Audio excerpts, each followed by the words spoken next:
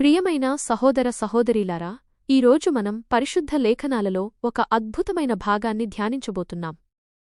అపోస్తలుడైన పౌలు రోమీయులకు వ్రాసిన పత్రికలోని 9, 10 మరియు 11వ అధ్యాయాలు. ఈ భాగం దేవుని సర్వాధిపత్యాన్ని, ఆయన కృపను మరియు ఇశ్రాయేలీయులతో ఆయనకున్న ప్రత్యేక సంబంధాన్ని లోతుగా ఆవిష్కరిస్తుంది. ఇది కేవలం చరిత్రపాఠం కాదు, మన దేవుని గొప్పదనాన్ని, విశ్వసనీయతను అర్థం చేసుకోవడానికి సహాయపడే ఒక ఆత్మీయ సత్యం. దేవునితో ఇశ్రాయేలీయుల సంబంధం, కృప, విశ్వాసం మరియు సర్వాధిపత్యం. ఇశ్రాయేలు పట్ల పౌలు అక్కర. పౌలు తన హృదయంలోని వేదనను వ్యక్తపరుస్తాడు. నా సహోదరులైన ఇశ్రాయేలీల కొరకు నా శరీరాన్ని శపించబడినా సరే, క్రీస్తు నుండి వేరుచేయబడటానికి నేను అంగీకరిస్తాను అంటాడు. ఇది ఎంత గొప్ప ప్రేమ! తన సొంత జాతి ప్రజలు రక్షణ పొందాలని ఆయన ఎంతగానో ఆశించాడు. ఆయన ప్రేమలో నిస్వార్థమైన, షరతులు లేని ప్రేమ యొక్క లోతైన అర్థం కనిపిస్తుంది. వారికి సువార్త అందాలని, వారు క్రీస్తును అంగీకరించాలని ఆయన హృదయం పరితపించింది. యూదులకు దేవుడిచ్చిన ప్రత్యేక దీవెనలను పౌలు వివరిస్తాడు. దత్తత, మహిమ, నిబంధనలు, ధర్మశాస్త్రం, ఆలయసేవ, వాగ్దానాలు, అన్నిటికంటే ముఖ్యంగా శారీరకంగా క్రీస్తు అనగా మెస్సియా వారి వంశం నుండే వచ్చారు. ఇది వారికి దేవుడు అనుగ్రహించిన గొప్ప ఆధిక్యత. పౌలు దీనిని గుర్తించి వారికి దక్కిన ఆశీర్వాదాలను గుర్తుచేస్తాడు. ప్రవేశపెట్టబడిన ఈ ఏర్పాటు సూత్రం. పౌలు ఒక ముఖ్యమైన సత్యాన్ని బోధిస్తాడు. దేవుని వాగ్దానం వ్యర్థం కాలేదు. నిజమైన ఇశ్రాయేలీయులు అందరూ ఇశ్రాయేలు నుండి వచ్చినవారు కారు, అంటే శారీరకంగా యూదులైనంత మాత్రాన దేవుని పిల్లలు కారు. ఇది దేవుని ఎంపిక సూత్రాన్ని వివరిస్తుంది. ఇస్సాకు, ఇష్మాయేలుల ఉదాహరణ, అలాగే యాకోబు, ఏశావుల ఉదాహరణలను పౌలు ఉదహరిస్తాడు. దేవుడు జరగబోయే సంగతిని ఎరిగినవాడై, వారి పుట్టుకకు ముందే, వారి క్రియల ఆధారంగా కాకుండా, తన ఉద్దేశం ప్రకారం యాకోబును ప్రేమించి ఏశావును ద్వేషించాడు. ఇక్కడ ద్వేషించాడు అనే పదానికి హెబ్రీలో తక్కువ ప్రేమించాడు లేదా రెండవ స్థానంలో ఉంచాడు అనే అర్థముంది. ఇది దేవుని సార్వభౌమత్వానికి నిదర్శనం. పౌలు దేవునిలో అన్యాయముందా అని ప్రశ్నిస్తాడు. ఎంతమాత్రం కాదు.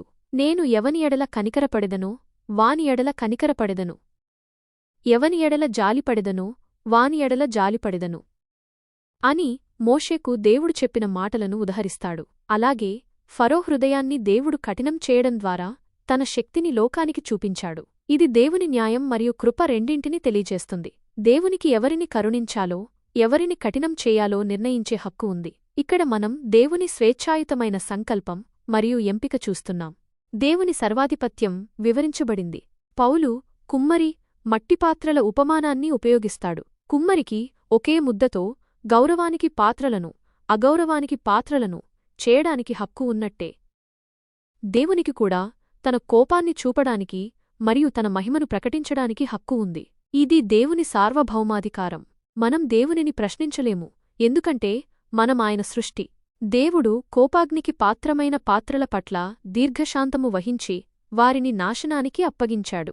అదే సమయంలో మహిమ కొరకు సిద్ధం చేయబడిన ఆయన కనికరానికి పాత్రులైన వారిపై తన మహిమను చూపడానికి దేవుడు ఇష్టపడతాడు. ఈ కనికరం యూదులకే కాకుండా అన్యజనులకు కూడా విస్తరించబడింది. ఇక్కడ దేవుని ప్రేమ మరియు కరుణ స్పష్టంగా కనిపిస్తాయి. హెబ్రీలో ఒక పదం దేవుని నిబంధనా ప్రేమను, విశ్వసనీయతను సూచిస్తుంది. పౌలు యూదుల దుస్థితిని వివరిస్తాడు. అన్యజనులు నీతిని వెదకకుండానే విశ్వాసం ద్వారా నీతిని పొందగా, ధర్మశాస్త్ర నీతిని వెదికిన ఇశ్రాయేలీయులు దానిని పొందలేకపోయారు. ఎందుకంటే వారు క్రియల ద్వారా నీతిని పొందాలని ప్రయత్నించారుగాని విశ్వాసం ద్వారా కాదు. వారికి క్రీస్తు ఒక అడ్డురాయిగా, తొట్రుపాటు రాయిగా మారారు. వారు తమ స్వంత నీతిని స్థాపించుకోవడానికి ప్రయత్నించి దేవుని నీతికి లోబడలేదు. యూదులు దీవెనను పోగొట్టుకోవటం అవసరం లేని పని. 10వ అధ్యాయం యూదులు రక్షణను ఎలా పొందగలరో స్పష్టంగా వివరిస్తుంది.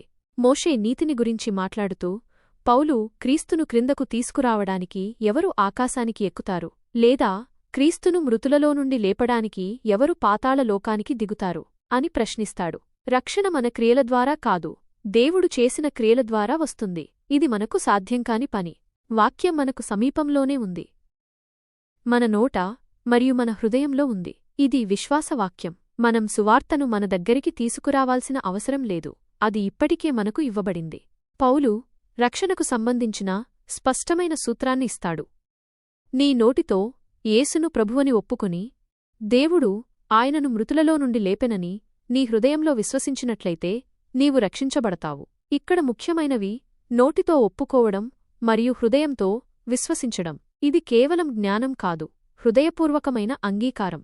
విశ్వసించే ప్రతి ఒక్కరూ సిగ్గుపరచబడరు అని పౌలు నొక్కి చెబుతాడు. యూదులకు అన్యజనులకు తేడా లేదు, ఎందుకంటే అందరికీ ఒకే ప్రభువు ఉన్నాడు మరియు ప్రభువు నామాన్ని ప్రార్థించే ప్రతి ఒక్కరూ రక్షించబడతారు. ఇది దేవుని సార్వత్రిక కృప. అయితే ఈ రక్షణను పొందాలంటే వారు వినాలి, విశ్వసించాలి, ప్రార్థించాలి. ఈ ప్రక్రియలో ప్రకటించడం చాలా ముఖ్యం. విశ్వాసము లేమి వలన యూదులు దీవెనను పోగొట్టుకున్నారు. దేవుడు తన ప్రజలను విడిచిపెట్టాడా అని పౌలు మళ్లీ ప్రశ్నిస్తాడు. ఎంతమాత్రం కాదు. పౌలు తాను ఒక ఇశ్రాయేలీయుడనే విషయాన్ని గుర్తుచేస్తాడు. ఎలియా కాలంలో బయలుకు మోకరిల్లని 7,000 మంది మిగిలినట్లే ప్రస్తుత కాలంలో కూడా దేవుని కృపద్వారా ఎంపిక చేయబడిన ఒక శేషం మిగిలి ఉంది. ఇక్కడ దేవుని విశ్వసనీయత మరియు నిబంధన గుర్తుకు వస్తాయి. యూదులు పూర్తిగా తిరస్కరించబడలేదు, వారికి పాక్షికంగా తొట్రుపాటు కలిగింది. యూదులకు పాక్షికంగా తొట్రుపాటు కలిగినది. పౌలు ఒక అద్భుతమైన చిత్రాన్ని ఇస్తాడు. వారు తొట్రుపడ్డారుగాని పూర్తిగా పడిపోలేదు. వారి తొట్రుపాటు అన్యజనులకు రక్షణను తెచ్చింది. తద్వారా అన్యజనుల సంఖ్య నిండినప్పుడు యూదులలో పగపుట్టి వారు కూడా క్రీస్తువైపు తిరుగుతారు. ఇక్కడ పౌలు ఆలివ్ చెట్టు ఉపమానాన్ని ఉపయోగిస్తాడు. యూదులు సహజమైన కొమ్మలు, అన్యజనులు అడవి కొమ్మలు. సహజ కొమ్మలు విరిచివేయబడ్డాయి, అడవి కొమ్మలు అంటుకట్టబడ్డాయి. ఇది దేవుని రక్షణ ప్రణాళిక యొక్క గొప్పతనాన్ని చూపిస్తుంది. అన్యజనులు తమను తాము యూదుల కంటే గొప్పగా భావించకూడదు. నీవు కొమ్మలను పడగొట్టలేదు, కాని కొమ్మలు నిన్ను పట్టుకున్నాయి అని పౌలు హెచ్చరిస్తాడు. దేవుని కఠినత్వాన్ని, కనికరాన్ని గుర్తుంచుకోవాలి. అవిశ్వాసం వల్ల కొమ్మలు విరిచివేయబడ్డాయి. విశ్వాసం వల్ల అన్యజనులు నిలబడ్డారు. కాబట్టి గర్వించవద్దు, భయంతో ఉండండి. వారి కాఠిన్యం అంటే వారి హృదయాల మొండితనం వారికి ఆశీర్వాదాలను కోల్పోయేలా చేసింది. అయితే ఈ కాఠిన్యం తాత్కాలికం. అన్యజనుల సంఖ్య సంపూర్ణంగా లోపలికి వచ్చినప్పుడు ఇశ్రాయేలు మొత్తం రక్షించబడుతుంది అని పౌలు స్పష్టం చేస్తాడు. ఇది దేవుని విశ్వసనీయతకు మరియు భవిష్యత్ వాగ్దానానికి నిదర్శనం. దేవుని జ్ఞానమునకు స్తుతి ఆరోపణ. పౌలు దేవుని అద్భుతమైన జ్ఞానాన్ని మరియు ఉద్దేశాలను చూసి ఆశ్చర్యపోతాడు. ఓ దేవుని ధనము యొక్కయు జ్ఞానము యొక్కయు జ్ఞానము యొక్కయు లోతు ఎంత గొప్పది! ఆయన తీర్పులు ఎంత అగాధమైనవి! ఆయన మార్గాలు ఎంత అగమ్యమైనవి! ఇది దేవుని సార్వభౌమాధికారం మరియు ఆయన అద్భుతమైన ప్రణాళిక పట్ల పౌలు యొక్క లోతైన ఆరాధనను చూపిస్తుంది. ప్రతిదీ దేవుని నుండే, దేవుని ద్వారా మరియు దేవుని కొరకు ఉంది. ఆయనకు ఎప్పటికీ మహిమ కలుగునుగాక. అలా జరుగునుగాక. ముగింపు. ఈ 3 అధ్యాయాలు దేవుని సార్వభౌమత్వాన్ని, ఆయన కృపను మరియు ఆయన రక్షణ ప్రణాళికలో యూదులు, అన్యజనుల పాత్రను స్పష్టంగా వివరిస్తాయి. దేవుడు తన వాగ్దానాలను ఎన్నటికీ విడిచిపెట్టడు మరియు ఆయన కనికరం అనంతం. మన రక్షణ మన క్రియల ద్వారా కాదు, యేసుక్రీస్తుపై విశ్వాసం ద్వారా మాత్రమే వస్తుంది. కాబట్టి ఆయన కృపను స్వీకరించి ఆయన మహిమను ప్రకటించి విశ్వాసంతో ఆయన మార్గాల్లో నడుద్దాం. మీరు ఈ సందేశం నుండి మీ ఆత్మీయ జీవితానికి ఏదైనా నేర్చుకున్నారని ఆశిస్తున్నాను.